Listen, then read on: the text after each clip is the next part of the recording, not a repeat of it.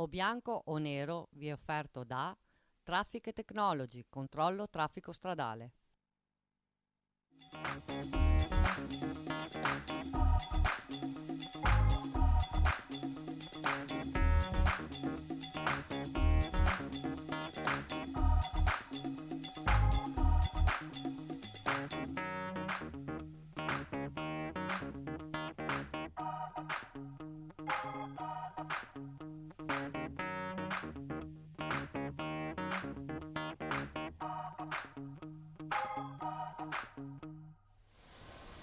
Gentile pubblico di Bianconero, benvenuti in piazza per questa puntata. Oggi vorremmo parlare insomma di come sarebbe bello la vita aprendo un giornale, non so, il lunedì o il martedì e vedere soltanto belle notizie. Come sarebbe bella la vita se tutti i popoli di tutte le regioni fossero coesi e tutti quanti fossero contenti della loro dimensione. Insomma, sarebbe bello leggere che la disoccupazione è arrivata oramai a livelli zero. Sarebbe bello vedere un mondo che insomma non c'è, ce lo sogniamo tutti, però purtroppo non c'è. Ma anche fare nulla ci rende un po' complici anche di una situazione che francamente sta diventando stantia. Insomma, insieme all'avvocato Bottoli, che ringrazio, Vittorio Bottoli, per essere con noi, cercheremo di dipanare questi quesiti. No? Grazie a voi. Grazie anche a Rossello Olivo, che è sindaco di Romano Zellino, di lei apprezzo il fatto che non ha peli sulla lingua e quindi già è un pregio. E anche a Luca Priori, che è qua con noi, del sindacato. Buonasera. Allora, io prima dicevo, Luca, so che tu, quando lanceremo la pubblicità, devi andare via e ti ringraziamo per il tuo tempo che dedichi a questa trasmissione. A me piacerebbe il martedì, il lunedì, anche il mercoledì, ma specie dopo la domenica che sei un po' rilassato, il giorno dopo aprire il giornale e vedere delle belle notizie. Certo.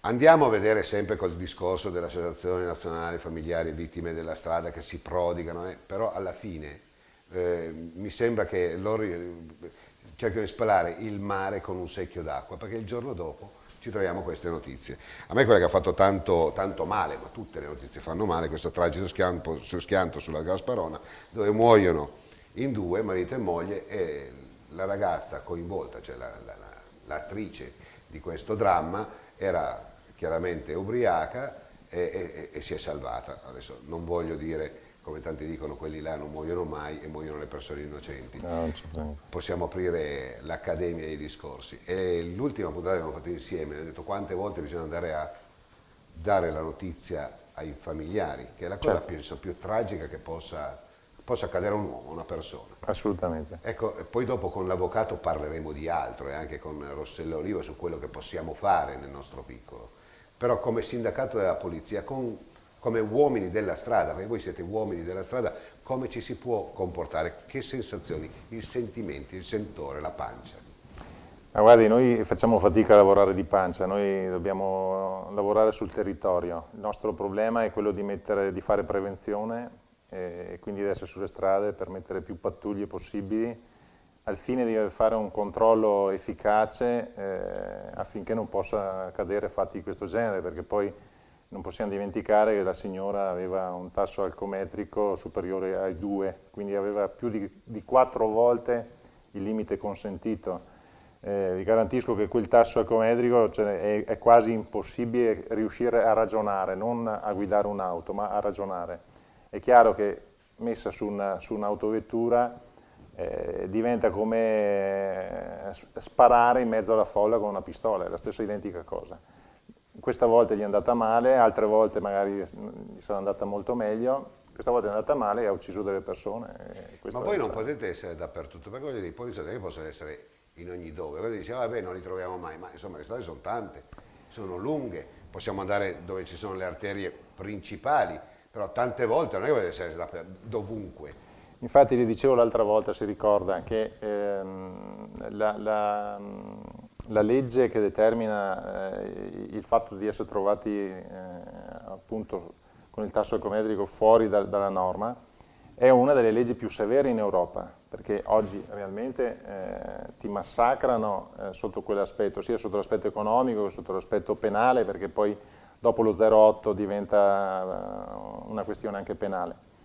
Il grande problema è che la percentuale di probabilità che ha una persona di essere fermata in quel momento, cioè nel momento in cui io ho bevuto di più del dovuto, è veramente 1 su 1 milione. perché se noi guardiamo quante volte ci ferma la pattuglia, no? Nella mia vita sarà successo 3 volte in tutta la mia vita che mi hanno fermato, 4, e quindi queste probabilità, ancor più magari a una signora, è chiaro che diventano rarissime le probabilità, e questo determina il fatto che ancora, nonostante ci sia questa legge severissima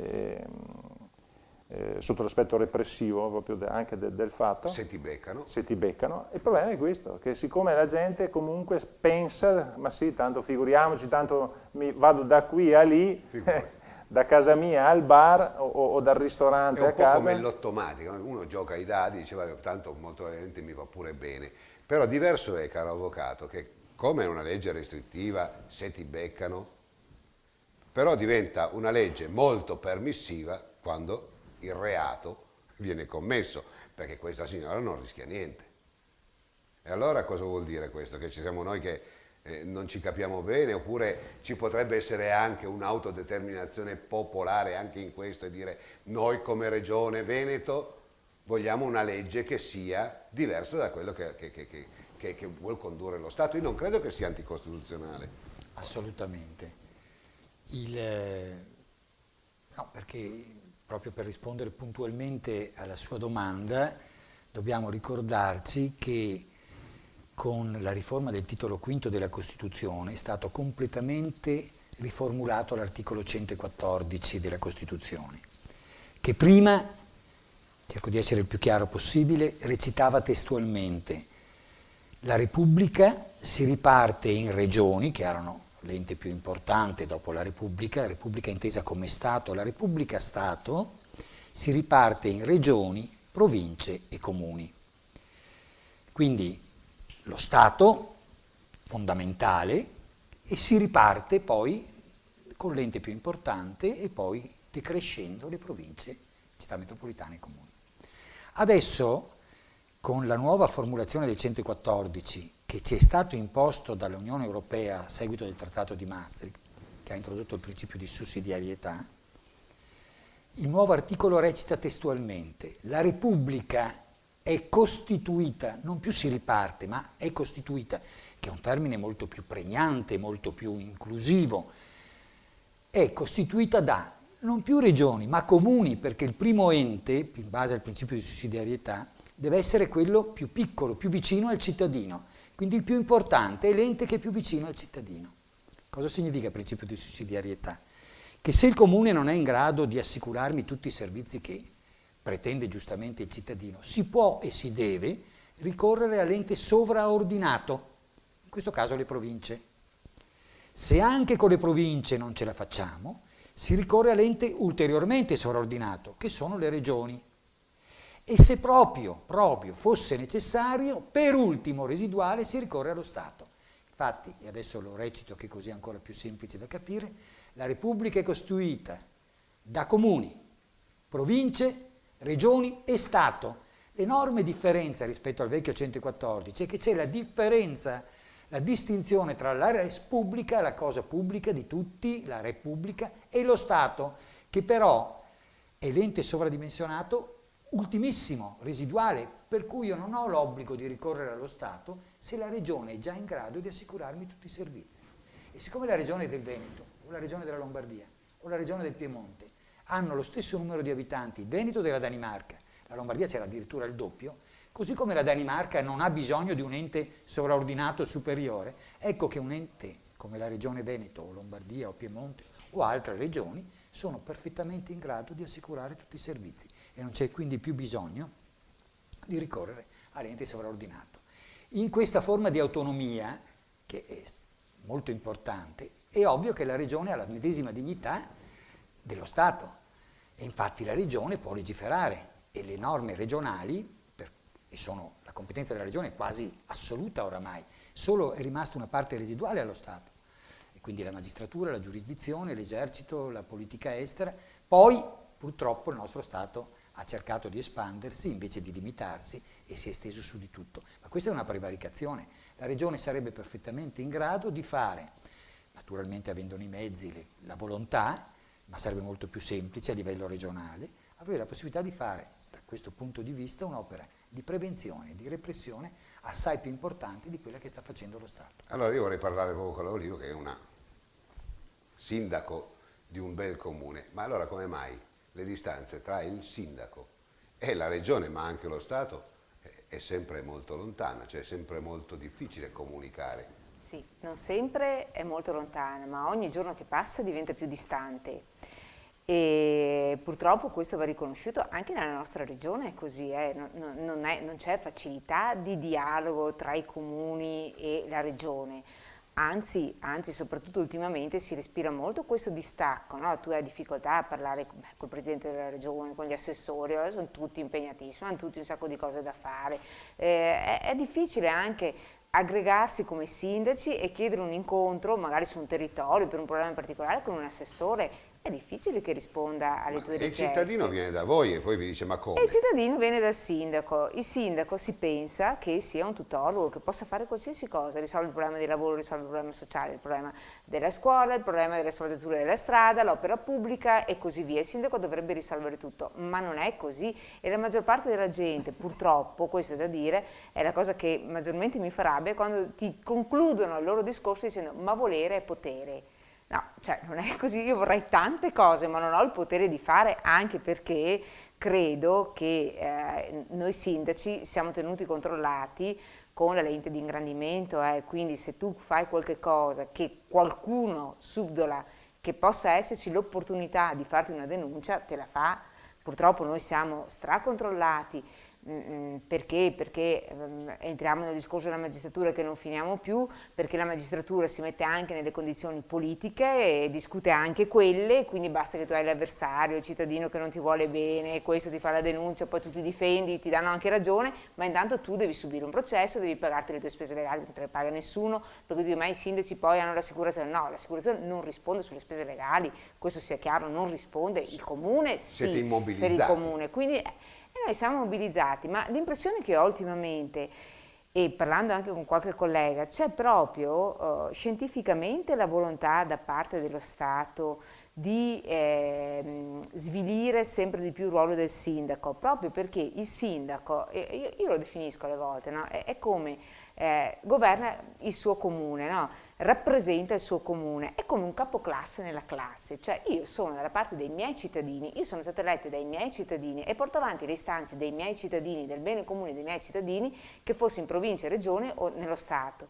Se loro fanno fuori i sindaci e li sviliscono sempre di più e stanno dando ai sindaci sempre maggiore lavoro, sempre più competenze, sempre minori risorse e sempre meno possibilità di scelta, perché io dico adesso come adesso noi sindaci stiamo facendo i commissari, non stiamo facendo i sindaci perché non abbiamo possibilità di spendere i soldi come li vogliamo, non è che il patto di stabilità imposto, perché poi se entreremo su questo l'avvocato sicuramente Bottoli può darmi ragione, il patto di stabilità è una direttiva, io continuo a spiegarlo sempre, è una direttiva della comunità europea, la direttiva è un atto obbligatorio, quindi lo Stato membro deve rispettare la direttiva, ma la direttiva ti dice l'obiettivo che devi raggiungere, non ti dice i mezzi e i modi con i quali tu devi raggiungere, tu Stato membro devi raggiungere questo obiettivo. È palese, perché poi dopo ci sono i comuni che sono virtuosi, esatto, che non possono neanche muoversi. Quindi è lo Stato italiano che ha deciso di usare questi mezzi e questi sistemi e di penalizzare sempre di più i comuni e gli enti locali in maniera indiscriminata, quindi tra i comuni virtuosi e non virtuosi, gli enti locali virtuosi e non virtuosi, però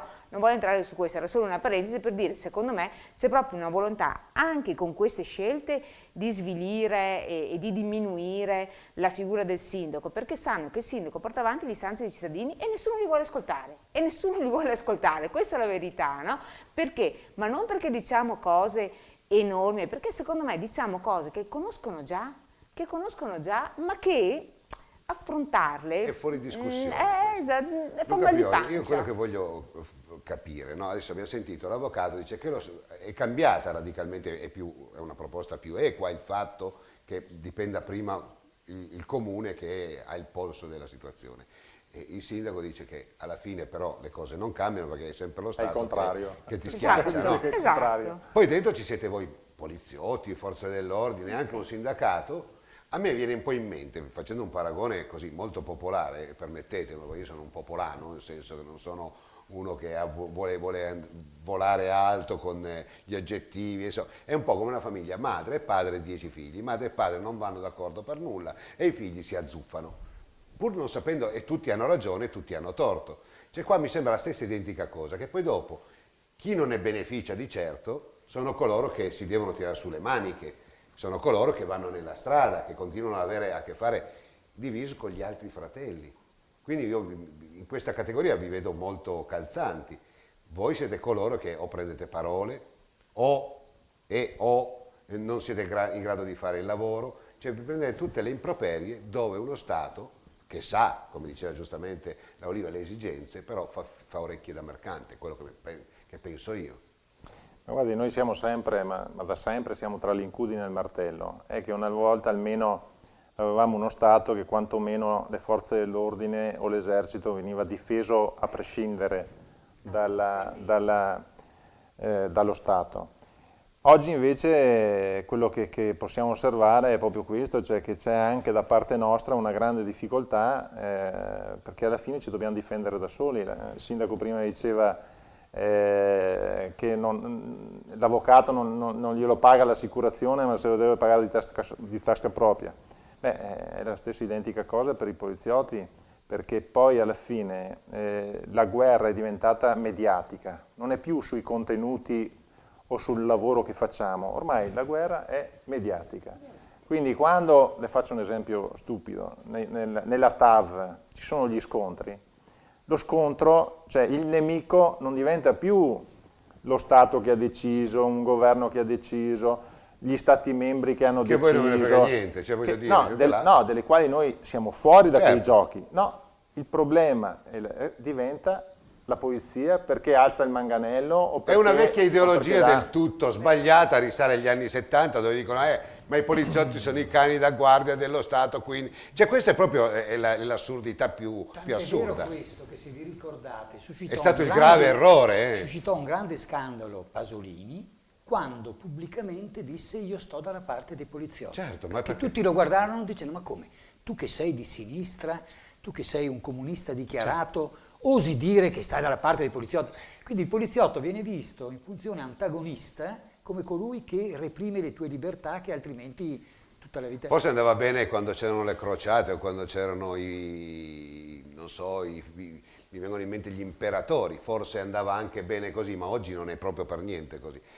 L'ultima domanda, poi io mando la pubblicità che so che lei deve andare via. Mi fa venire in mente un giochetto che è sempre stato quello che mi ha fatto innervosire, no? Voi siete in piazza, ci rimettete tante volte la pelle, tante volte se date una sberla anche bonaria, venite denunciati, mazziati, insomma. Poi dopo ci sono gli eccessi, io non voglio discutere, non voglio andare sugli eccessi che hanno mangalellato, i test di rapa ci sono dappertutto. Ma gli errori li facciamo anche certo, noi, ci mancherebbe altro. Ma persone. quando io andavo alle elementari e beccavo uno scappellotto dalla maestra, ben stavo attento di dirlo a mia madre o a mio padre, perché là c'era il resto. Sì, ne prendevi un altro. Ne prendevi un altro e diceva, vabbè, sta attenta, una cazzata l'ho fatta, non ne faccio due. Certo. Se oggi andiamo nelle civiche, e poi dopo qua riprenderemo altre trasmissioni, avvocato, io questa trasmissione voglio farla andare in nazionale, perché c'è lei? Perché perlomeno ci va un po' di cultura che io non ho, io bevo tutta la sua saggezza. Io dico, ma se oggi andiamo nelle civis, nelle civiltà, nelle città, dove è il cuore dell'espansione totale, l'accrescimento anche culturale, la poeticità, anche l'accrescimento sentimentale, e vedo lungo il Brenta che è meraviglioso, ma possiamo dire il Po come il Piave, bottiglie, e vedo spazzatura dappertutto, gente che si imbriaca e che niente succede, gente che la vedi che si sta o spinellando o si sta drogando, poi non mi vengono a rompere le palle col discorso che lo spinello non è una droga, è un divertissement, perché io non ci sto più, io ho 55 anni, insomma le ho viste tutte, gli spinelli, siamo cresciuti con gli spinelli, però voglio dire, è un permissivismo, si può dire? Completo, tutto è possibile che facciano gli altri. Se arriva un poliziotto là non può fare nulla, se fa qualcosa si becca pure una denuncia, allora ditemi voi cosa poter pensare, cosa potete rispondere ai cittadini. No, guardi, il cittadino si fa fatica a rispondere. Io dico solo che siamo in un momento veramente difficile, ma sotto l'aspetto proprio dello stare assieme, della cultura di questo paese. Cioè, abbiamo trasformato le nostre energie degli anni 60 e 70, i nostri trasformismi sempre con il grande, con la voglia di andare avanti, con la voglia di essere sempre più grandi, in qualcosa dove la battaglia è diventata veramente una cosa che basta che guardi i processi. Ma le sembra possibile che i processi si facciano in televisione e non si facciano più nelle aule di tribunale? C'ho qualche idea, Cioè, invece le trasmissioni oggi, quelle più guardate, sono quelle dove vanno a mettere in discussione o dicono a cercare di trovare la verità. Ma stiamo scherzando? Cioè, qui abbiamo girato tutte le cose. Cioè, È il bidello che vuole fare il professore. Ma, cioè, non può esistere questo meccanismo. Io capisco che l'audience sia un business e quindi affari, però tutto deve rimanere al suo posto. Cioè, voglio dire, ognuno ha il suo compito. Infatti anche il fatto che la droga faccia male non lo dice Prioli da poliziotto o lei da conduttore, lo dice il medico che è predisposto a verificarne le cause. Io mi appello sempre ai genitori, adesso su internet sta girando addirittura dei video che sono veramente tragici, c'è una nuova droga molto sintetica che già come la ingerisci da lì a poco proprio va in decomposizione, ci sono delle lacerazioni, una cosa da non guardare. E io mi permetto di dire come si può continuare ad andare avanti in un mondo così cieco, caro avvocato, nel senso, ma chi protegge l'idea? L'idea che io ricordo Socrate, che era un vero filosofo, poi dopo c'era Platone che scriveva, ma Socrate diceva una cosa è eterna ed è sicura, che mette d'accordo tutti, l'idea. L'idea è eterna, va oltre le migliaia di anni.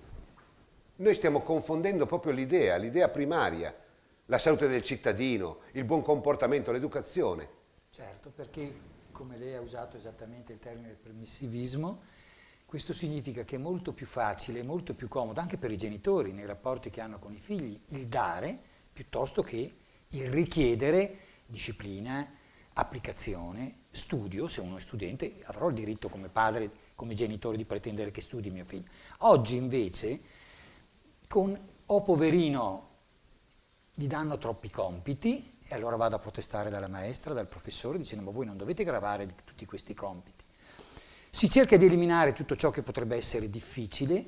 Hanno abolito tanti anni fa il latino perché era difficile alle medie. Certo. Adesso addirittura facendo una cazzata esagerata. L'assurdo è che i licei classici, pur di fare business, e cioè di avere gli studenti, siccome nessuno si iscriveva più ai licei classici, perché tra il latino e il greco sono due ostacoli molto difficili da superare.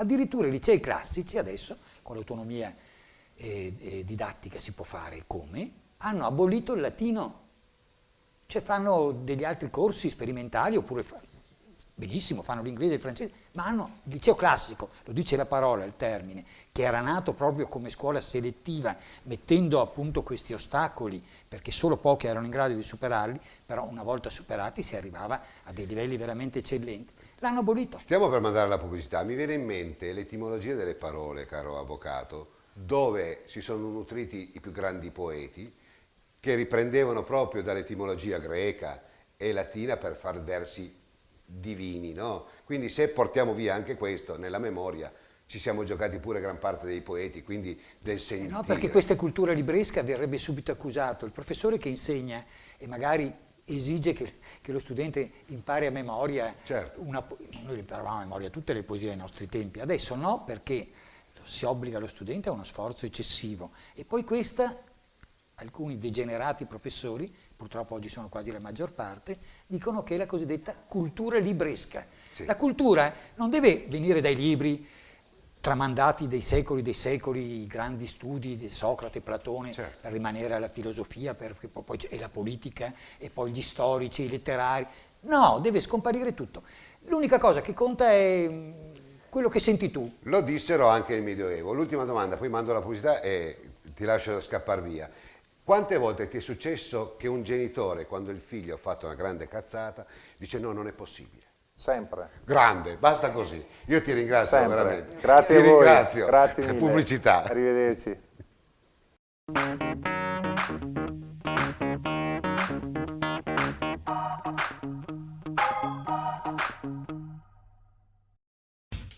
Centro Servizi Autofficina Sandri, specializzata in autodiagnosi elettronica a filoscopio per accensione, con tecnici specializzati e attrezzature d'avanguardia. È in grado di offrire servizi per il mantenimento dei perfetti livelli di sicurezza e di funzionalità del vostro autoveicolo. Autofficina Sandri la trovi a Belvedere di Tezze sul Brenta. Centro Revisioni Autofficina Sandri, la puoi trovare anche a Bassano del Grappa in via Schio 5, laterale di via Pecori Giraldi. I radiocomandi Rendevice sono progettati con elettronica digitale di ultima generazione, a basso consumo ed altissima affidabilità nel tempo anche in caso di urti o cadute accidentali. Rendevice, i controlli di sicurezza, sono affidati a microprocessori in costante comparazione reciproca, codice univoco di codifica e sofisticati controlli digitali dei dati trasmessi, con protocolli di trasmissioni brevettate che conferiscono al radiocomando una sicurezza superiore alle più severe normative internazionali. I radiocomandi Rendevice sono insuperati per design ed ergonomicità. Rendevice, radiocomandi industriali utilizzati per gru, carroponti, mezzi idraulici e cingolati, automazioni di ogni genere. Rendevice, impulsi d'autore.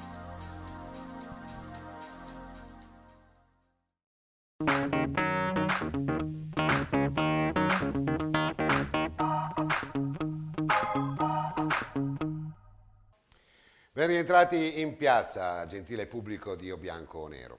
Allora, Sindaco Rossellolino, le do del lei, così facciamo finta che facciamo anche i formali, che a me mi dà una noia tremenda comunque. L'ultima domanda che ho fatto a Luca è stata proprio questa, perché è provocatoria.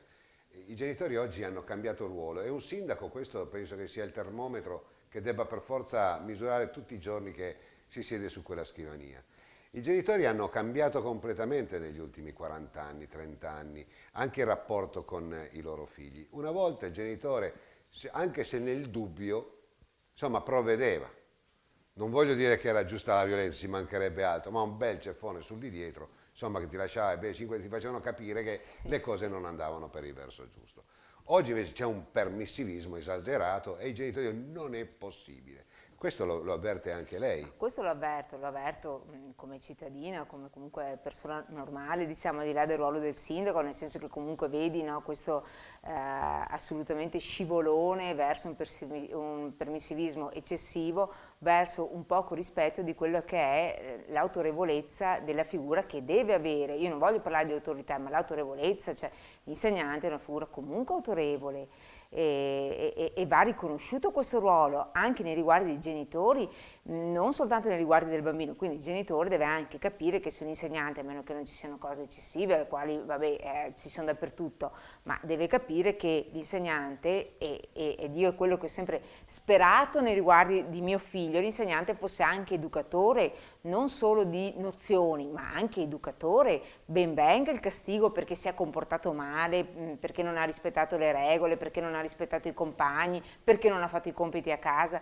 Io ricordo, come si diceva prima, anche che cioè, se succedeva che a scuola avessi preso un castigo, le classiche cose che ci facevano fare una volta, devi scrivere 100 volte, non chiacchiero più in classe, cioè io cercavo di scriverle a casa che mia mamma non si accorgesse, perché era un problema se si accorgeva mia mamma, e invece adesso è esattamente il contrario. Da sindaco lo vedo perché io credo che fino a qualche decennio fa mai si sarebbe sognato un genitore o un insieme di genitori andare dal sindaco perché ritiene che l'insegnante a scuola di suo figlio faccia qualcosa che non va bene, quindi il sindaco deve intervenire sulla scuola.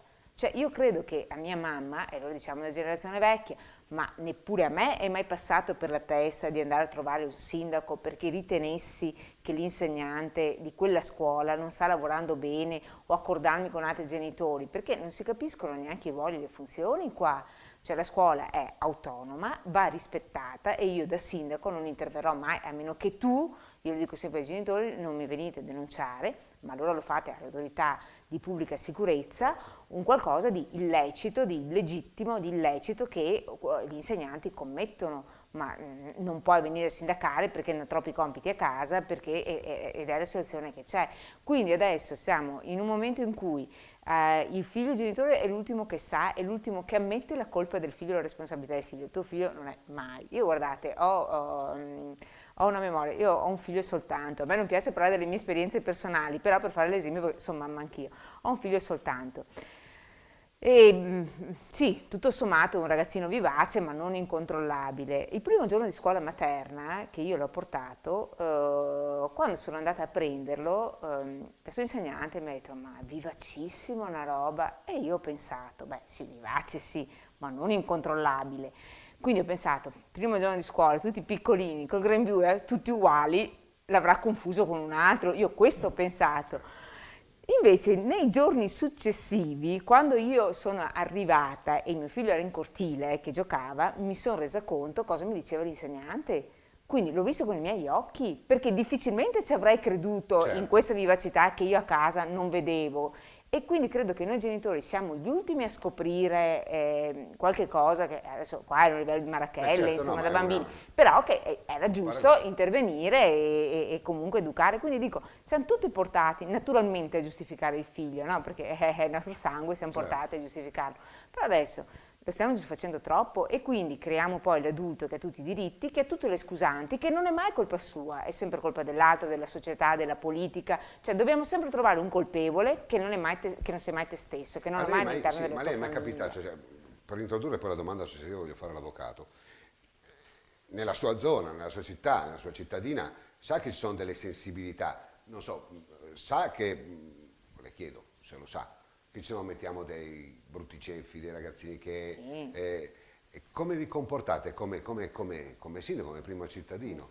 Allora, Credo che sia molto difficile. quando tu sai che ci sono delle situazioni appunto di queste aggregazioni di Criticità. ragazzini che magari ti vengono anche segnalate, tra l'altro ti vengono segnalate Certo. dai vicini di casa perché magari si trovano nel parco, dalle parrocchie perché vedono che si nascondono in angoli, cioè succede questo, noi ovviamente queste cose le trasmettiamo alle forze dell'ordine, noi non abbiamo potere per intervenire con i genitori. Diversamente mi è successo una volta che è stato beccato da un assessore, sono stati trovati due ragazzini che con le bombolette spray stavano imbrattando i muri di un edificio pubblico. Quindi lui ha preso questi bambini, gli ha chiesto il nome e il cognome di questi ragazzini e ha detto adesso cosa facciamo? Io da pazza però l'ho fatto, ho chiamato i genitori con i bambini. Sapevo che non avrei potuto farlo, perché questo non lo posso fare, ma io credo che sia giusto educare.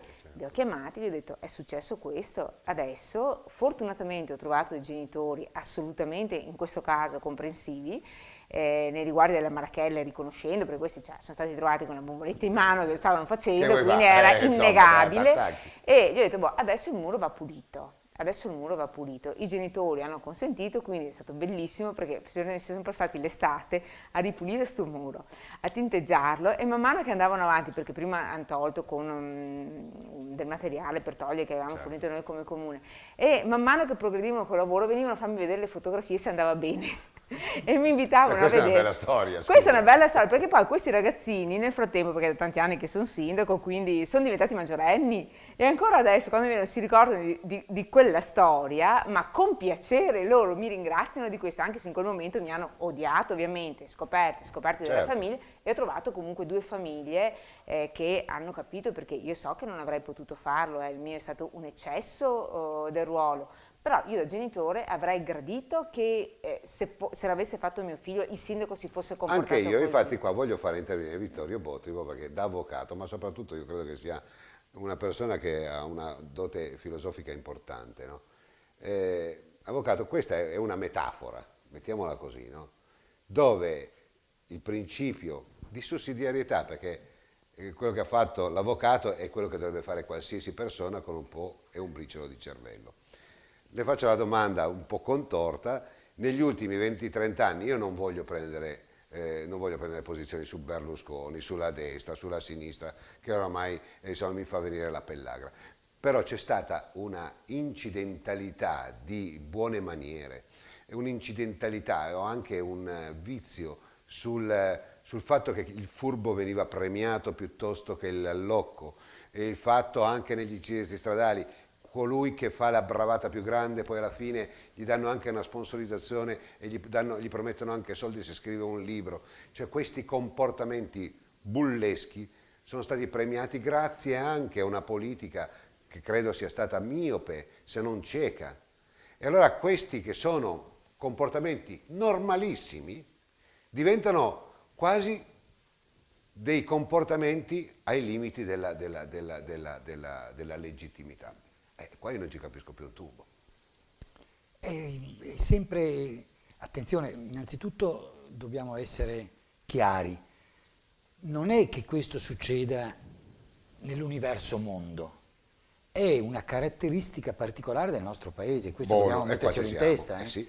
Cioè, per questioni, ci vorrebbero ore di trasmissione per spiegarle compiutamente, per questioni ancestrali, storiche e quant'altro, il nostro popolo, per così dire, ha sempre goduto di una particolare anarchia, che sotto un certo aspetto, quando è abbastanza contenuta, fa anche simpatia. Il tedesco, l'inglese e l'americano vengono volentieri in Italia perché vedono anche che c'è Napoli, piuttosto che una certa confusione, piuttosto che essere tutti irregimentati, così rigidi, eccetera. Quindi questo fa parte sicuramente della nostra mentalità. Il problema è quello dei limiti, perché ciò che può suscitare simpatia, una certa scapigliatura, una certa goliardia, certo che fa piacere, però deve rimanere nei limiti. La tragedia è quando invece, per coltivare a tutti i costi l'essere riconosciuti come quello buono, quello bravo, quello che non mette intralci, si arriva a degli eccessi spaventosi.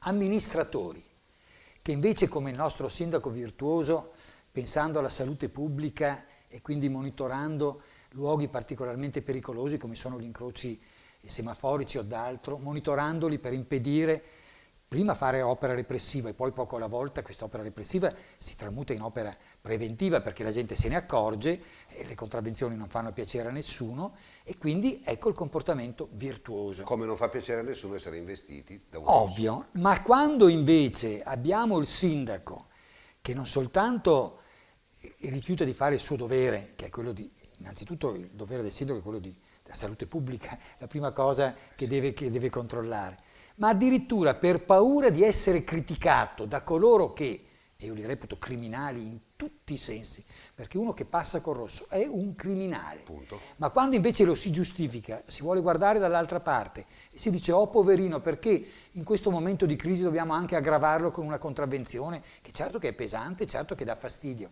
e non fa piacere a nessuno, ripeto, ma questa è la cosa più diseducativa che esista e soprattutto non si fa la salute pubblica, non si fa il bene pubblico. Da qui tutto è più facile, la degenerazione poi è continua, l'abbiamo già recitato una volta, il sindaco di New York che diceva io mi sono accorto che in un quartiere degradato la criminalità è superiore, è maggiore rispetto a un quartiere dove invece tutto è in regola, tutto è a posto. Se noi andiamo in Svizzera vediamo che si può mangiare per terra sull'asfalto, perché se uno butta una cicca per terra in Svizzera sei segnalato, immediatamente qualcuno chiama un vigile, un poliziotto, ma soprattutto è il modo in cui ti guardano che ti fa sì che la prossima volta, se la prima volta l'hai fatto per sbadataggine, la seconda volta non la butti più giù. Ma bisogna vedere che cosa sono. Io fare il sindaco credo sia un mestiere, oppure non so se è una vocazione, uno si mette a disposizione, la passione. Ecco, tanto per dire l'etimologia delle parole, passione vuol dire sofferenza. Quindi quando dico lo faccio per passione, la passione ti eleva, ma è sofferenza. Quindi cominciamo a mettere l'etimologia, tanto per dire che forse il latino e il greco servivano, no? Allora, caro sindaco, in soldoni io dico, lei è un cittadino come tutti, lei legge i giornali, guarda la TV, ogni tanto potrà guardare anche la partita di calcio. Le faccio un preambolo, così, tanto per parlare un po' in compagnia. Io giocavo a pallone tantissimi anni fa, non si direbbe, e un mio allenatore era un certo Rossetti. Non so se forse si ricorda il trio Libonati, Baloncieri e Rossetti, il quale mi raccontava le storie di Pozzo, le storie anche di quegli anni, che erano gli anni 70, 73, 74, e diceva sempre non c'è il campione, c'è nella squadra o nello sport. Il vero allenatore, che era un educatore, non era il campione, diciamo, l'apice o l'intento, l'idea, era prima formare degli uomini e infatti le squadre, lo sport era molto severo, anche il comportamento. Oggi io, con tutto il cuore, vedere sti cacchio di calciatori con le banane in testa, con gli occhiali da 6.000 euro dorati, da fare, non so, io sono, oppure io mi confesso, tutto questo idolatrare, cioè proprio Se uno legge la Bibbia dice siamo tutti quanti destinati all'inferno, ha ragione Papa Francesco di dire siamo nell'oblio, perché noi idolatriamo, mettiamo degli idoli al centro che idoli non sono. E quindi come si pone un primo cittadino? Che deve essere lui per primo a educare la sua cittadinanza, se poi dopo sono questi i modelli. Cioè siete voi che dovete anche dire alla politica diamoci una calmata. Sì, io credo che a livello di sindaco come livello di scala quello che noi dobbiamo fare è quello che io cerco di fare, no? È di educare anche i cittadini, ma di educarli non con la pretesa di essere l'educatore, ma educazione, credo, e sia anche una lezione di educazione, anche aprire gli occhi a certi cittadini, dove adesso, parlavamo prima, no? Abbiamo il diritto di tutto, il diritto anche di non rispettare le regole, di non rispettare la legge, di drogarsi, di andare via vestiti in maniera indecente, perché alle volte va riconosciuto anche questo, insomma, no? Credo che ci vuole un po' di dignità su tutto. E adesso c'è tutto questo permissivismo e tutti hanno solo i diritti, e quindi il ruolo nostro di educatori in che cosa sta? È proprio anche in quello di fare capire al cittadino che viene da te e che pensa e che è convinto di avere un diritto e che è convinto che il suo diritto sia più grosso di tutti, di fargli capire che così non è. Io spesso mi succede nel pubblico, quando ricevo il pubblico, che alla fine di una persona che per un'ora ha parlato e mi ha spiegato quanto cattivo il suo vicino che parcheggia davanti a casa sua e che potrebbe parcheggiare invece nella proprietà sua, e dico comunque su un parcheggio pubblico, io alla fine dico, a questa persona gli dico ma quanto fortunata è lei, no? E questi mi guardano con gli occhi e dicono è fortunatissima, perché se questi sono i problemi della sua vita, lei è una persona fortunatissima, cioè credo che lei sia venuta da me, io questo gli ho detto a più di qualcuno, glielo dico, sia venuta da me per farmi partecipe della sua felicità e della sua vita senza problemi. Perché uno che viene per dirmi che l'erba del vicino gli cade dentro nel suo giardino le foglie, che la macchina si parcheggia, che una mattina con me. insomma, cioè, non ho capito le problematiche che ci sono adesso come adesso nelle famiglie, e sono tante, ci sono problemi veri e seri. Certo. Uno che un problema lo vive questo come un problema, non ha problemi. E questo è chiaro, quindi credo che il nostro ruolo sia anche quello, non sempre di accontentare, no? È come quando si parla di urbanistica, adesso divaghiamo. Tutti hanno diritto di avere la possibilità di avere il proprio terreno da edificare, quindi da guadagnare qualcosa, perché è un terreno. Non è così. Tu hai la fortuna di avere un terreno, non è automatico il diritto a costruire, non ma è sai, così. era normale, cioè dai, era normale. Arriva quello, E il sindaco purtroppo una volta per accontentare tutti era un sì su tutti, poi con la devastazione del territorio. Invece io credo che in questi ruoli Beh, adesso stanno cercando di buttarli giù perché adesso noi abbiamo un ruolo importante, cioè che è quello di dire no, non è un diritto acquisito il fatto che tu hai del terreno e per forza devi costruire, per forza deve essere una fonte di guadagno, cioè tu hai un terreno e già hai la fortuna su quello, ma quindi il nostro ruolo di educatori è questo. Spiegare alla politica che cosa? A noi è difficile spiegarlo alla politica, perché ritengo che questa non sia un'azione di politica, sia legata a una questione di buonsenso, di educazione e quindi di risorsa umana. Una persona queste cose ce le ha dentro o una persona non ce le ha, non è che ti elevi a questi comportamenti perché diventi sindaco, perché diventi parlamentare, perché diventi ministro o primo ministro. Cioè tu o sei così o non sei così. Solitamente la persona che si comporta bene fuori, a casa e nei vari ruoli che abbiamo proprio 5 minuti, avvocato. Allora, parlando di eletto, perché vengono così come al bar, eletto è colui che si eleva rispetto a una popolazione, quindi è quasi un diritto, come il campo dei giusti, come adesso Bartali sa che hanno messo. Ecco. Quindi l'eletto è una persona che si distingue rispetto alla massa, quindi la massa giudica l'eletto degno di rappresentanza. Certo. Non è stato così negli ultimi anni, gli eletti erano forse i peggiori, venivano eletti perché forse evidentemente facevano gioco.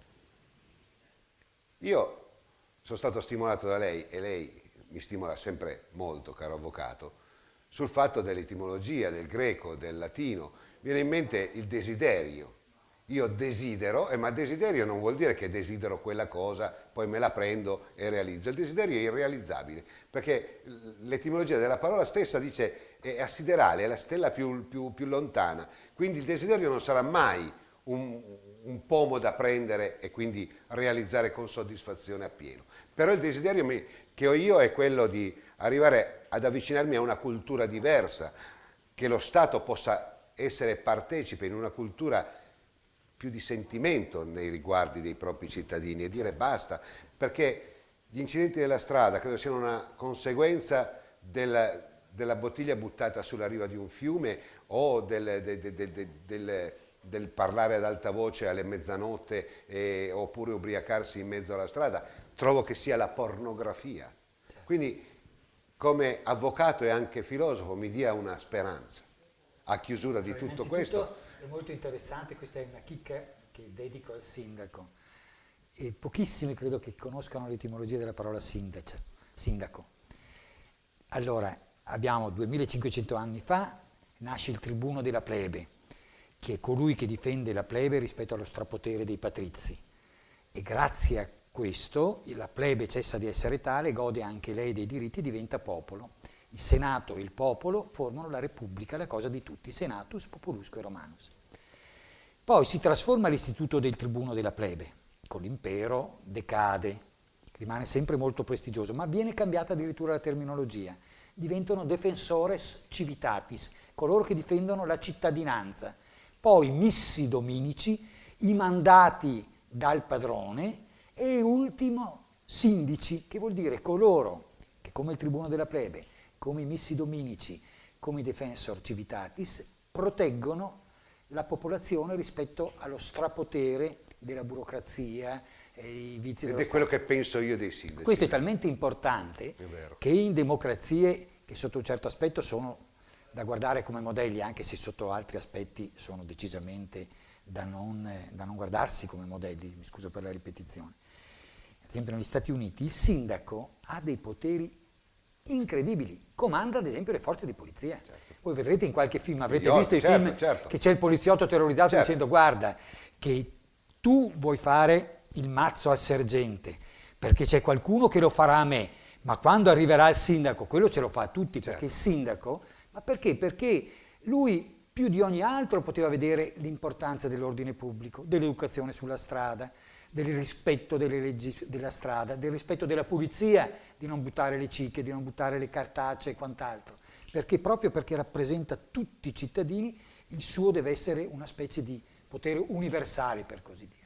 Che desiderio avrei che la gente cominciasse a pensare che il latino e il greco non era forse cosa brutta, ma bisognava, perché avessi avuto io la possibilità di tornare indietro, non mi farei un mazzo tanto oggi da povero cronista per cercare di raccontare un po' di cose. Se no? il vecchio potesse, il giovane sapesse, è vero, però cerchiamo di darci da Sì. fare. Io intanto vi ringrazio il sindaco Rossella Grazie Olivo a lei. e capisco perché sei già la terza legislatura o la seconda? Alla terza. A terza, insomma. terza. Beh, insomma, ti vedo bene, insomma, poi non hai neanche i favori dei media, per cui No, vuol dire che qualcosa stai assolutamente, facendo. No? assolutamente, Mi fa esatto. piacere. Caro Vittorio Botto, io la ringrazio, la aspetto ancora qua Grazie a per lei. un'altra puntata per il mese Senz'altro. di novembre, ma poi soprattutto vorrei approfondire con lei veramente lo status, è il principio delle cose, il principio della civis, per altre belle puntate che potrebbero essere raccolte per coloro che hanno voglia di essere un po' curiosi di come eravamo. Io vi ringrazio i nostri telespettatori per essere stati in nostra compagnia. Voglio ricordare, se ve lo permettete, che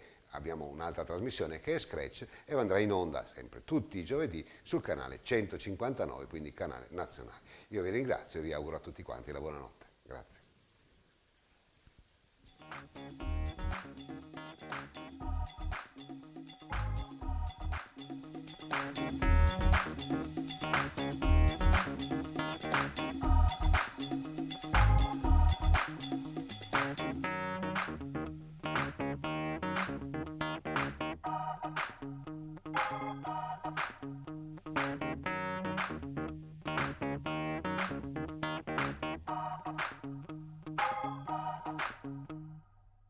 O bianco o nero vi è stato offerto da Traffic Technology, controllo traffico stradale.